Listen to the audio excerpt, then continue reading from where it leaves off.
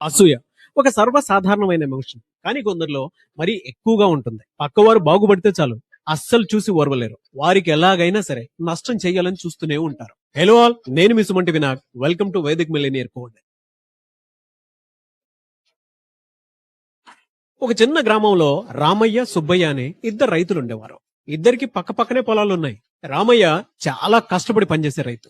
తెల్లవారుజామునే పొలానికి వెళ్లి పనిచేసి మంచి పంట పండించేవాడు. కానీ సుబ్బయ్య మాత్రం రామయ్య పంట చూసి అసూయ పడేవాడు. రామయ్య పంట ఎందుకింత బాగా వస్తుంది, నా పొలం కంటే అతని పొలం ఎందుకంత మెరుగ్గా ఉంది అని ఎప్పుడు బాధపడుతూనే ఉండేవాడు. తన పొలం మెరుగుపరుచుకోవడానికి ప్రయత్నం చేయకుండా రామయ్యకు నష్టం జరిగితే బాగుంటుంది అనుకునేవాడు. ఒక సంవత్సరం వర్షాలు బాగా పడ్డాయి. రామయ్య పొలంలో పంట చాలా చక్కగా పెరిగింది.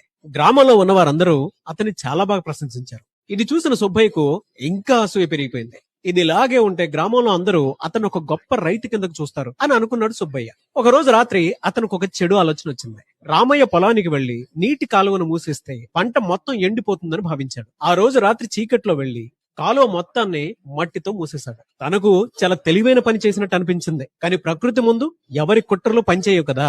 కాలువ మూసేసిన చోట నీరు ఎక్కువగా నిలిచిపోయింది. అందులోనూ వర్షం కురవడంతో నీటి ప్రవాహం చాలా ఎక్కువైపోయింది. దీంతో ఆ నీరు వేరే దారిలో చాలా వేగంగా ప్రవహించింది. ఆ నీరంతా ముందు సుబ్బయ్య పొలానికే చేరింది. రాత్రంతా ఆ నీరు పారడంతో సుబ్బయ్య పొలానికి మొత్తం ఎలాంటి నష్టం జరగలేదు. ఉదయం గ్రామస్తులు వచ్చి పరిస్థితి చూసి ఆశ్చర్యపోయారు. గ్రామ పెద్దలు విచారణ చేశారు. రాత్రి సుబ్బయ్య అటుగా వచ్చినట్లు కొందరు సాక్షులు చెప్పారు. అప్పుడు నిలదీయగా సుబ్బయ్య తన తప్పును ఒప్పుకున్నాడు. రామయ్య పంట పాడవ్వాలని అనుకున్నాను, కానీ నా పంటే నాశనమైపోయింది అని అందరి ముందు బోరుని ఏడ్చేశాడు. రామయ్య ఏ మాత్రమూ కోప్పడలేదు. పైగా అతన్ని చూసి, సుబ్బయ్య, ఇతరుల పంట పాడవ్వాలని కోరుకుంటే మన పంట ఎలా పండుతుంది? మనం కష్టపడితేనే పంట వస్తుంది అని అందరి ముందు అర్థమయ్యేలా చెప్పాడు. దీంతో సుబ్బయ్యకు అసలు విషయం అర్థమైంది.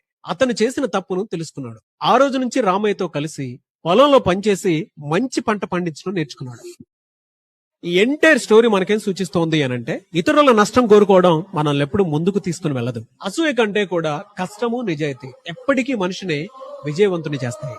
ఇతరుల మంచి కోరి వారిని కలుపుకుంటూ వెళ్ళిపోతేనే జీవితం ఎప్పటికప్పుడు మనకు తగినట్లుగా ఉంటుంది.